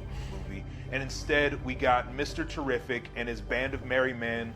Also, yeah, Superman's in there somewhere too. Like, that's just how I felt. I'm sorry. Well, you're wrong. You're just wrong. This L take. I mean, yeah, Mr. Terrific did kind of steal the show. I'll give you that. But it didn't feel like a Mr. Terrific movie. I think he had 3 scenes in the whole movie. Let's see. He had the scene at the camp. He had the scene at the end. And unless you want the little scenes where he's talking in the middle and like his actual action scenes, I think he had 3. And then the rest of the movie was all Superman. So it's not really the Mr. Terrific show. He was a great supporting character who did kind of steal the spotlight a little bit because it was played so well. But I don't know, it's stupid. These Snyder Bros takes are always so bad. They're so bad, in fact, that I reposted an AI video of like Cyclops from the X-Men doing the eye lasers, and everybody's like, "Oh, this feels like a Snyder. This is Snyder coded. Snyder would make such a good X-Men film." I was like, "So you guys are openly admitting that Snyder's stuff is so generic that it can be made with AI? Like it's just all his action scenes are the same, slow mo and insane explosions. He's the Michael Bay of comic book movies, dude.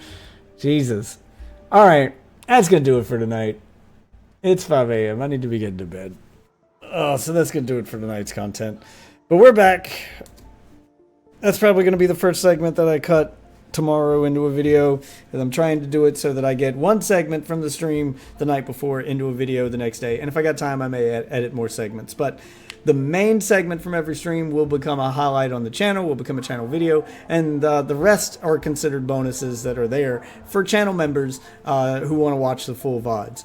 If I have time, because I do work and raise 2 children and I'm married, so I have very limited time. If I have time to edit some of these smaller segments real quick into videos, I will. If not, consider them bonuses for channel members. So if you want to see the full VODs, you want to get all those little bonus segments, be sure to become a channel member.